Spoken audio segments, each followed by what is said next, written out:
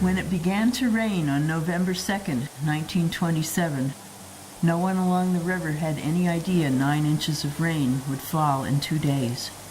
Life in Vermont was about to change forever.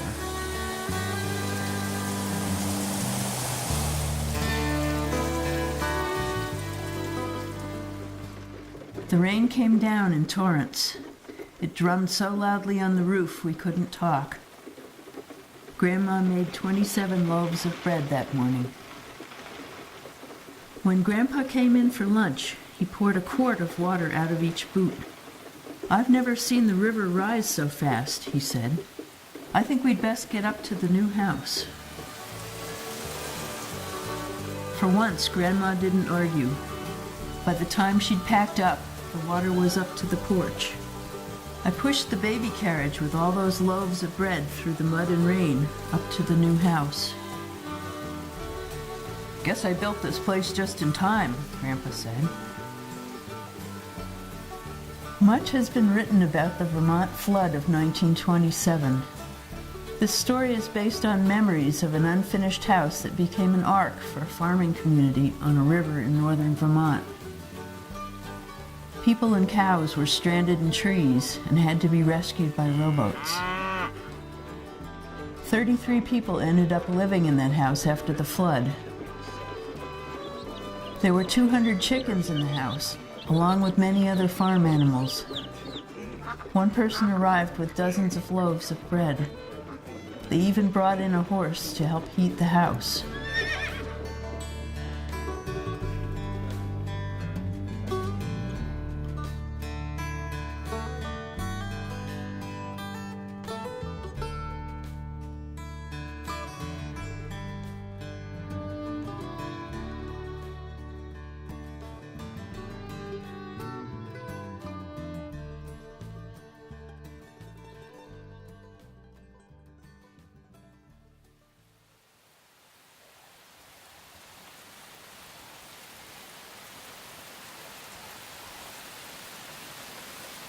Emergency officials say at least 22 people have died across 8 states as a result of Hurricane Irene. The large storm spanned more than 500 miles.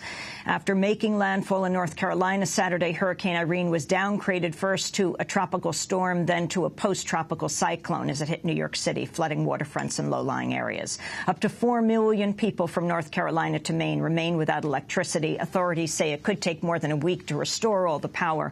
Meanwhile, in Vermont, tropical storm Irene dropped heavy rains late on Sunday, causing flash floods, forcing hundreds of evacuations, leaving 40,000 to 50,000 people without power. It's becoming Vermont's worst natural disaster since the Great Flood of 1927. At least one person has died in the storm. Hundreds of roads statewide are closed. Thousands of homes and businesses suffered serious damage from flooding. Vermont Governor Peter Shumlin says the flooding in Windham and Bennington counties is, quote, catastrophic. We turn right now to Governor Shumlin. Tell us what has happened to your state. We've just been devastated. We prepared for the worst, and frankly, we got the worst. Just extraordinary amounts of rain, as much of it as 1.5 inches an hour. And in this little state, which is nothing but beautiful mountains feeding into valleys with small streams, that just means flooding, loss of property, houses, bridges, infrastructure. So we've been devastated, particularly in the southern and central parts of Vermont. Oh, my God. Oh, sad.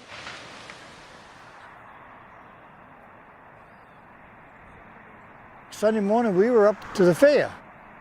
And my daughter called and said, "It's raining hard down here, Papa. You should get home." So we came home.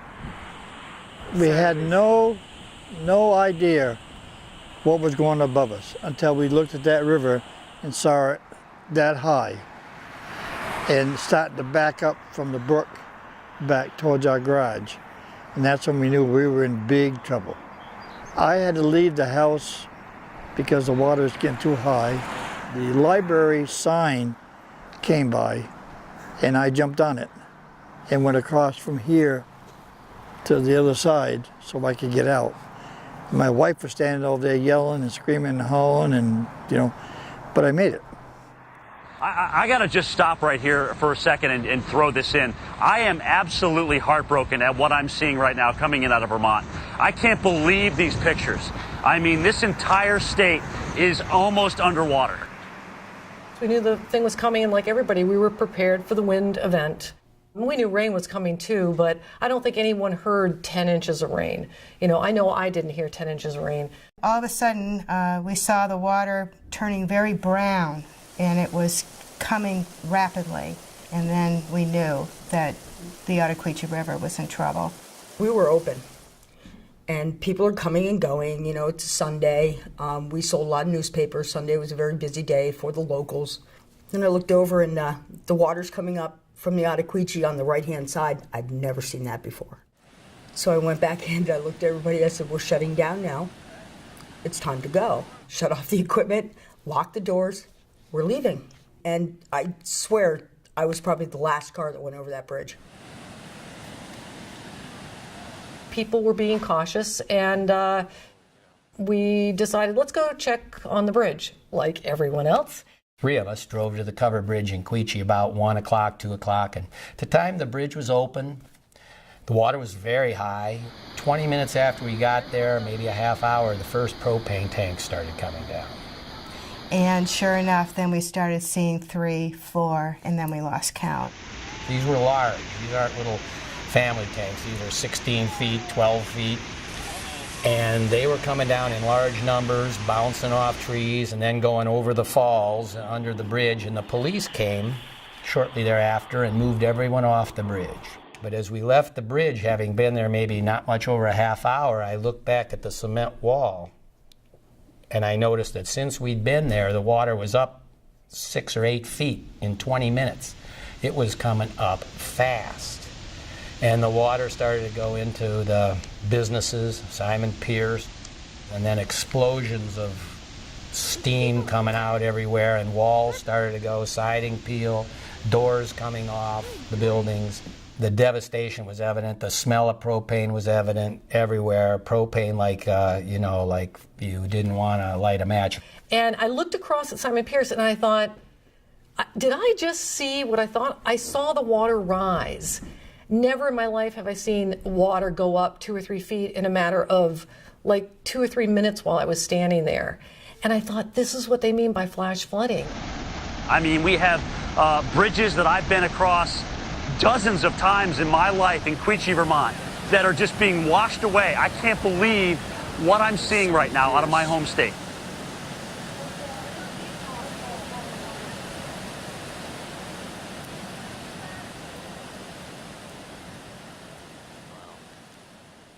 Tropical storm Irene made landfall and tracked up the western part of New England. And between 2 p.m. and 5 p.m., it had only moved this distance. So a 3-hour time frame that it pretty much sat over the southern part of Vermont here. And we're talking about within anywhere between 30 minutes and 3 hours that a lot of that rainfall produced a lot of the record flash flooding that you saw in the southern part of Vermont. Irene, in many ways, was very unusual. Relative to the 1927 flood, they both got on average of about 8 to 10 inches of precipitation. For Hurricane Irene, that precipitation fell primarily within about a 12-hour window. The eye of the hurricane came up the Connecticut River Valley, and generally what we see for hurricanes is that the greatest amount of precipitation and the highest intensity of precipitation occurs in the west and northwestern portion of the hurricane. One of the ways in which record flooding can occur is if a number of factors come together. The first one is primarily the amount of rainfall that fell, the duration or the time frame within which it fell, but also importantly is what did the ground actually look like when that rain fell. So in the case of Irene, we had 2 batches of rainfall that pretty much primed the ground even before Irene hit, and that helped saturate the ground. And because that was already in place, the streams already at or close to being bank full in terms of their conditions. And so when Irene came through, you had sort of like the convergence of all of these great factors in steep topography, which all helps to, again, concentrate that flow, make it move downstream really quicker than it would usually do. So when we think about what a landscape is capable of doing relative to the amount of precipitation that's falling, you might want to think of it as a sponge. And at some point, that sponge is going to get saturated. As you keep pouring water out of the faucet onto that sponge, that water is ultimately going to start running off. And it's going to run off the landscape, and gravity takes over, of course. Gravity drives the bus and everything here, and gravity is going to take that water down the landscape into the river valley. And as you keep adding more water onto that sponge or onto that landscape, progressively more water is going to be routed into the stream channel, ultimately leading to a flood.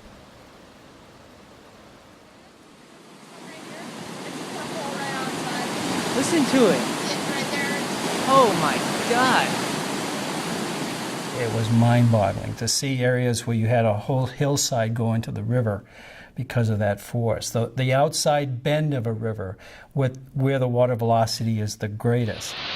Oh my God, somebody's bridge! Oh my God! To see some of the debris that were going down the river and what that was doing, and some of our bridges that got badly damaged because of that debris, and never thinking that we would have this kind of a problem.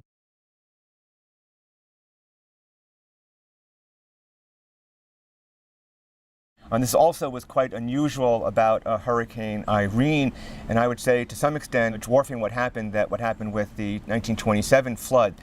For Hurricane Irene, for many instances and many locations throughout the state of Vermont, we see upwards of about 2 or 3 feet of overbank sediment deposition. This is incredibly rare from a geologic and geomorphic perspective. Generally, when we think about overbank deposition across broad valley systems, that essentially, even during large floods, this might be something on the order of a couple of inches to a half a foot at most. For places like South Royalton, across the baseball field, which sends me deeply as a baseball fan, we saw upwards of about 2 to 3 feet of sediment deposited broadly across the floodplain of the White River. In many other locations, not just in the White River, but in other locations throughout central and southern Vermont, we see upwards of about half a foot to a foot of overbank deposition related to Irene.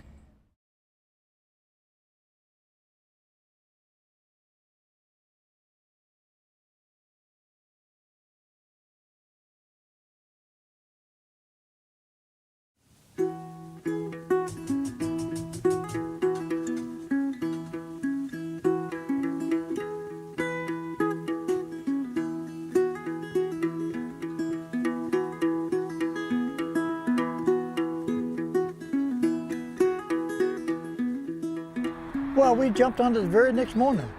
I had 3 or 4 of my friends come with pumps, and we had generators, and we hooked up the pumps and we started pumping. The church in town here, they were just absolutely tremendous. They treated us very well. They were here, they were just like family. There's plenty of help out there. Just ring the bell and they'll come. After the flood, for weeks, the heavy equipment was in the river. That was an additional problem in itself, because with environmental regulations suspended for an extended period of time after the flood, a lot of damage was done that I don't think was necessary by the hand of man, contributing to the next flood.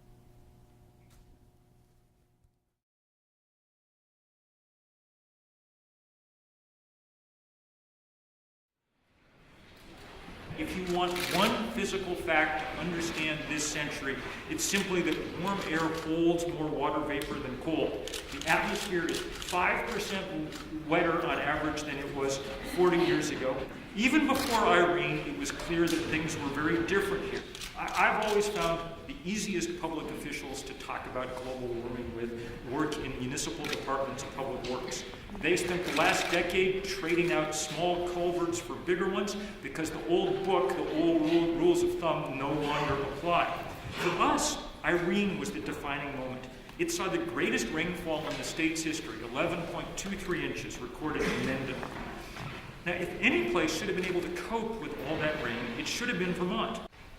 From now on, we need to know that Irene is what nature is capable of producing for us.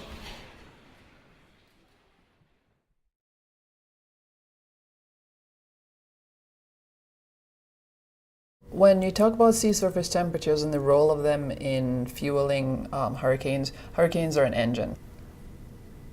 The fuel that comes from the ocean is both in terms of the moisture as well as in terms of the actual energy itself. So as long as it's moving over warm waters, you need at least 80 degrees Fahrenheit, 25 degrees Celsius for that engine to be really pumping. So when you think about Irene and you think about Sandy and you think about the tracks that they took, both of them sort of moved over the Gulf Stream, which is by nature a warm current. In the case of Hurricane Irene, the Gulf Stream waters were anywhere between half a degree to about 2 degrees Celsius above the average values. In the case of Sandy, they were as much as 4 degrees or 5 degrees warmer than the average. So when you look at how do events taking place in the Arctic influence what's taking place in the mid-latitudes where we live, there's been some work done on the Arctic amplification, which refers to the warming in the Arctic that is occurring faster than what is taking place in the mid-latitudes. So you've got a difference in the rates of warming, and how does that affect what's taking place in other places besides the Arctic?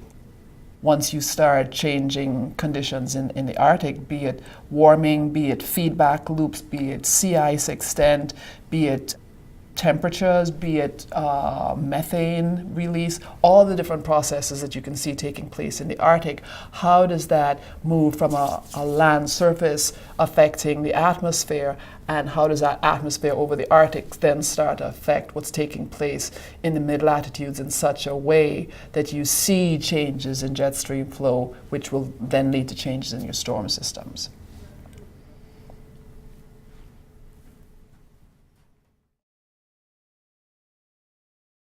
And as you know, with weather patterns and the warming of the oceans and everything else, this is going to be more frequent.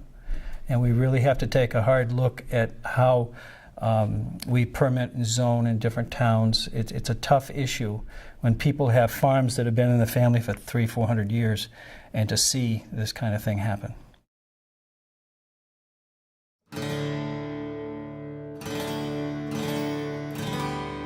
One of the ways that we learn is through stories. I mean, that's how human beings learn, by telling stories, by listening to stories. And what better way to go ask a family member or a community or a church member who's lived in the area for a long time, what do they remember about a particular event? They might even have diaries from their parents that recorded a particular event that they can go back and look at and then use that to connect with what we're seeing now. And so it's a great way to bring communities together in terms of matching up the past, the present, and the future in a way that enhances everybody, because everybody's voice is then heard.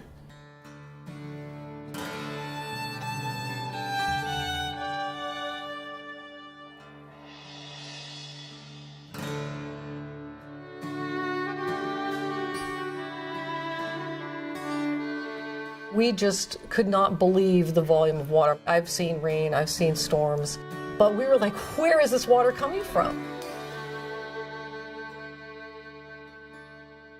Some people say we've got flood control, but not to the extent that could really save a lot of houses and homes. We've really got to think about the high ground.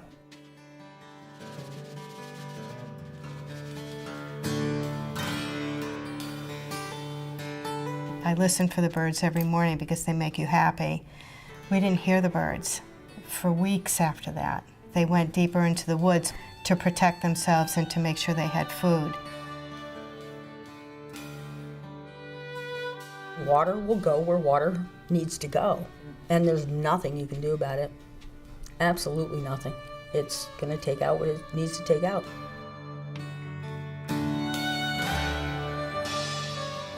You know something?